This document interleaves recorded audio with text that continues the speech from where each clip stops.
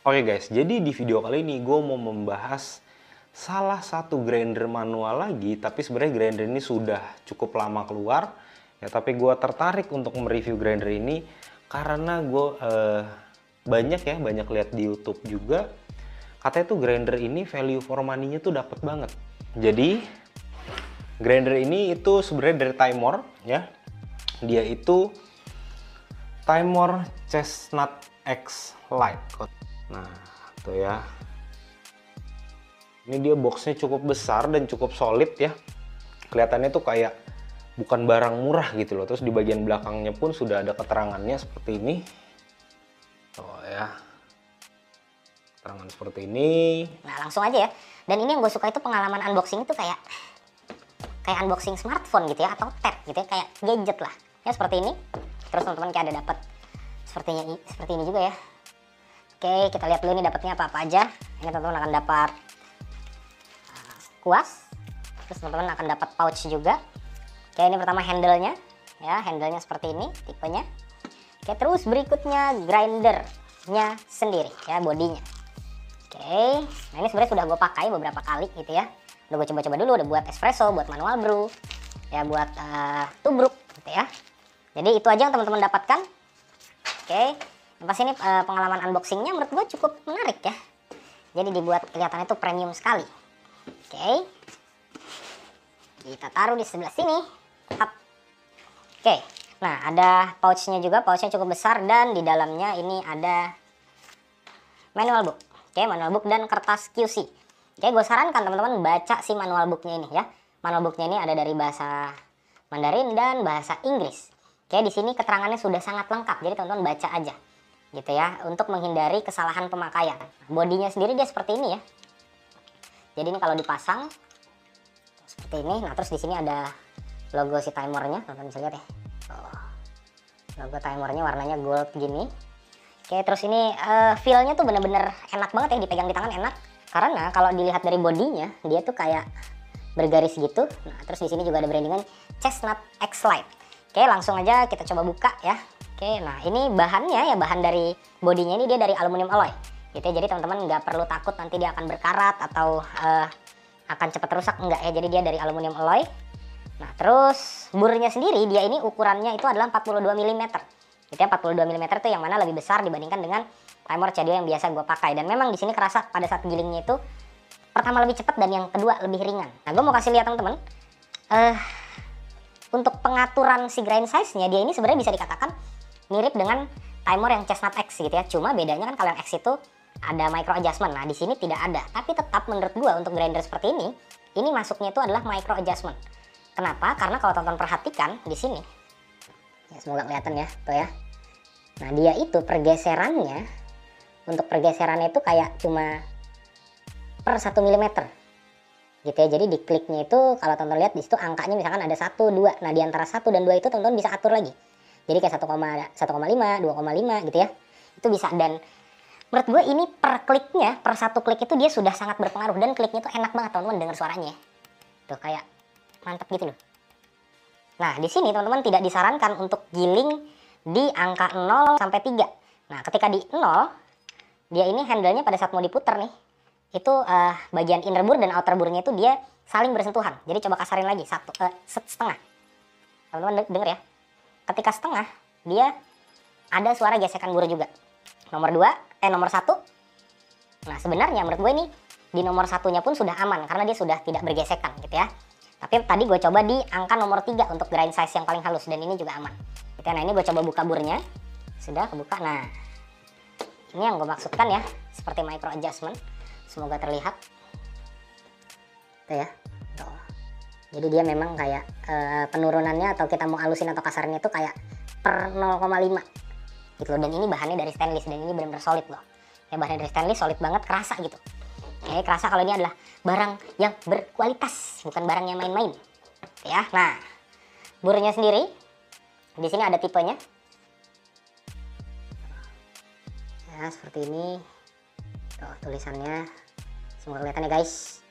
Ya, terus yang membedakan dia itu kalau teman-teman perhatikan bentuknya seperti ini ya. Dia seperti bintang. Nah, terus di bagian pinggirnya, di bagian sini dia ada seperti sirip-siripnya lagi. Tuh ya, ada sirip-siripnya lagi yang mana ketika giling ini gue sudah perhatikan. Jadi pada saat biji kopi besar dipecahin dulu, nah itu dipecahinnya jadi ada beberapa kali gitu. Jadi kalau misalkan bur yang biasa itu pada saat masuk ke giling langsung pecah lalu kena ke bagian bur yang bagian bawah sini. Ya, ke bagian bawah sini langsung keluar bubuk kopinya. Kalau ini dia ada masuk ke sela-sela sini dulu dipecahin, nah nanti baru keluar dari pinggir sini baru turun ke bawah. Gitu. Jadi hasilnya akan lebih konsisten. Oke. Terus selanjutnya di sini pernya aja dia juga beda. Jadi dia tuh seperti ini. Lebih tebal juga ya, tapi balik lagi ya teman-teman ya. Ini jangan teman-teman mainin ditekan-tekan terlalu keras, nanti takutnya nanti daya pegasnya akan berkurang. Oke, terus kayak ada semacam washer ring seperti ini ya. Terus di sini kita lihat bagian asnya. Oke, ditariknya pelan-pelan aja kalau teman-teman nanti mungkin mau proses membersihkan ya. Itu dibukanya pelan-pelan, diperhatikan posisinya jangan sampai kebalik-balik. Oke, nah. Di sini dia ada 2 bearing, satu di bagian sini yang atas. Oke, kelihatan ya, bagian atas, dan satu lagi di bagian dalam tuh ya. Tuh, di bagian dalam ada bearing lagi. Jadi dia di bagian atas dan di bagian bawahnya itu ditahan dengan bearing juga. Jadi efeknya apa? Putarannya itu jadi lebih halus. Nah, sekarang ini asnya. Ya, jadi asnya seperti ini. Yang asnya lebih besar dibandingkan dengan timer yang C2. Dia bahannya stainless. Jadi yang bahannya stainless ya. Asnya, terus si burnya dari stainless juga. Terus untuk pengatur grind size-nya pun dari stainless. Nah, kalau teman-teman mau pasang, diperhatikan lagi sama seperti awal aja. Terus posisi untuk memasukkan burnya dia, ini diposisikan dengan celah yang ada di dalam pengaturan grind size ini. Oke, nah terus beratnya sendiri, berat grinder ini sekitar 600 gram. Ya, dan di bagian bawah sini, ini di bagian bawahnya adalah karet. Jadi teman-teman kalau misalkan taruh gitu ya, kayak suaranya tuh gak geletak-geletak gitu loh. Oke, abis ini akan gue kasih lihat teman-teman grind size-nya seperti apa, konsistensinya seperti apa, ada di nomor 3, di nomor 14, dan 23. Oke, lanjut. Oke guys, langsung aja kita start. Nah, ini dari yang nomor 23. Nah, teman-teman perhatikan ya. Nomor 23. Nah, seperti ini nih. Ya, sebentar. Ini kalau bener-bener dilihat langsung ya, teman-teman ya. Ini menurut gua konsistensinya bagus banget sih. Oh ya, teman-teman perhatikan. Ini menurut gue konsistensinya oke banget ya.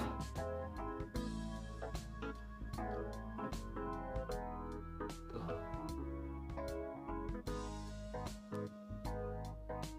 Memang masih ada beberapa ya partikel yang agak lebih halus dan agak lebih kasar, tapi overall ini menurut gua grind size-nya oke. Untuk konsistensinya ya. Tuh, teman-teman perhatikan nih. Tuh. Ya, konsistensinya menurut gue sih oke loh ini. Nah, ini terakhir ya, aku kasih lihat.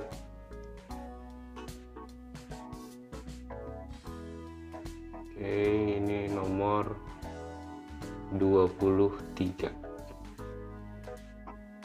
Oke, lanjut ke nomor 14. Oke, nah ini nomor 14-nya. Nah, kalau diperhatikan dia memang perbedaannya itu tidak terlalu kelihatan ya. Tapi ini kalau misalkan gue bikin untuk manual brew, ini udah gue coba ya. Dia itu untuk pergeseran dari brewing time-nya itu bener-bener lumayan ya. Tuh, teman-teman lihat ya. Oke, ini. Oke. Tuh ya. Dan perhatikan di situ. Ini menurut gue fines-nya minim banget sih.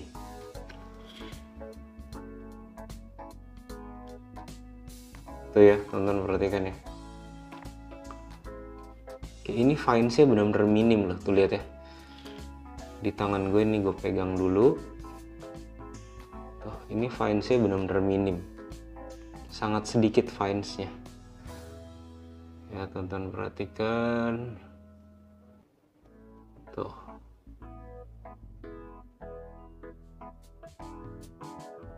Ini oke banget loh. Ini untuk manual brew sih oke banget loh kalau menurut gue ya. Ini udah gue coba berkali-kali soalnya. Ya terakhir ya, teman-teman lihat terakhir. Oke. Tuh.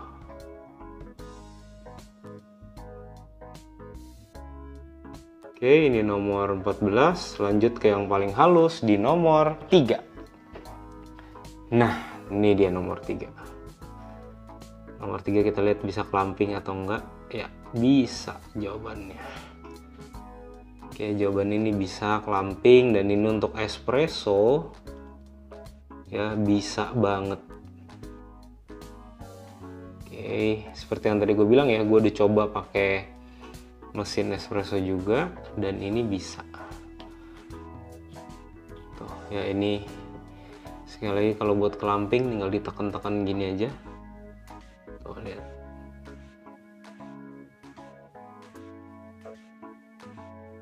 Ya. Ini buat espresso bisa nih. Oke.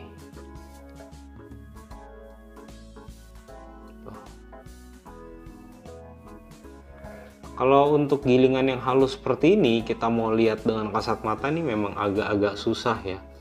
Tapi yang sudah gue coba ini menurut gue konsisten, dan dari hasil espressonya ya, gitu. Tuh ya. Oke, terakhir ya teman-teman ya, ini nomor 3 ya, yang ini nomor 3. Oke. Yang ini nomor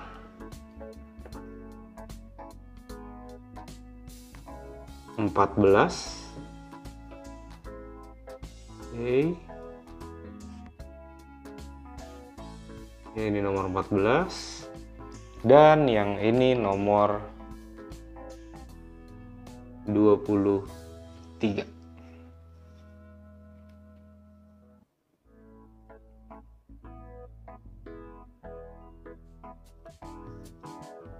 Oke, teman-teman perhatikan ya, terakhir.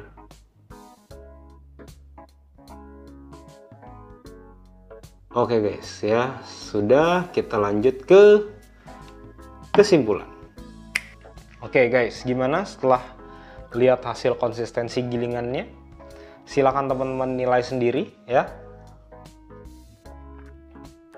Tapi kalau menurut gue pribadi, untuk grinder dengan harga di bawah 2 juta udah bisa mendapatkan hasil konsistensi gilingan seperti ini, itu menurut gue value for money-nya dapat banget.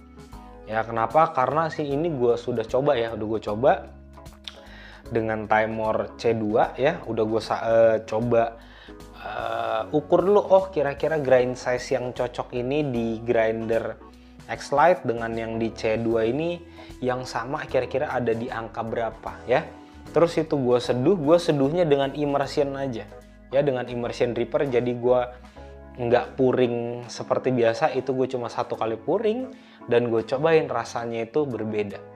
Berbedanya apa? Karena yang lebih konsisten itu adalah yang X-Lite, yang mana itu jadi rasanya, spektrum rasanya jadi lebih keluar, lebih kompleks. Terus kalau yang di C2 dengan kopi yang sama, grind size yang gue samakan dengan X-Lite, itu ada beberapa notes yang rasanya jadi turun banget, clarity-nya jadi turun. Sedangkan dengan X-Lite ini, itu clarity-nya jadi lebih jelas. Gitu ya. Nah, terus untuk espresso, gue sudah coba juga. Ya, dengan mesin Guerrero TBK 01 gue udah coba, itu bisa.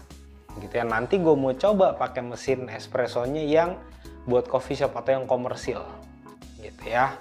Nah, terus pertanyaannya buat siapa grinder ini ya? Gue merekomendasikan buat teman-teman yang memang punya budget di atas 1,5, di bawah 2 juta, ambil grinder ini. Gitu ya, karena menurut gue dengan uang yang teman-teman bayarkan, teman-teman udah bisa dapat grinder seperti ini. Itu bener-bener value for money udah bener-bener paling oke, enak banget ya. Terus teman-teman kalau mau bawa-bawa buat traveling juga nggak terlalu besar. Ya, terus buat teman-teman home barista yang baru mau belajar nyeduh di rumah gitu ya, menurut gue kalau memang punya budget lebih, ambil grinder ini aja. gitu ya. Karena kalau gue perhatikan dengan merek grinder yang punya harga jauh di atas ini atau 2 kali lipat ya, 2 kali lipat, itu konsistensi gilingannya tidak begitu jauh berbeda gitu ya. Kenapa gue bisa bilang seperti itu? Karena gue sudah pernah coba. Temen gue punya grinder ini juga ya, X-Lite, terus punya grinder satu lagi yang terkenal agak cukup pricey itu. Setelah kita bandingkan, perbedaannya tidak terlalu jauh gitu ya. Dari kasat mata kalau kita lihat ya, kita pegang itu konsistensi gilingannya tidak terlalu jauh. Oke teman-teman, kalau misalnya teman-teman sudah pakai grinder ini ya, mau sharing pendapatnya silahkan. Atau teman-teman yang lagi galau mau nyari-nyari grinder ya, mau tanya-tanya lebih lanjut mengenai grinder ini, silahkan langsung aja DM di Instagram gue di @remaringka sebelah sini, atau mau tulis di kolom komentar juga boleh.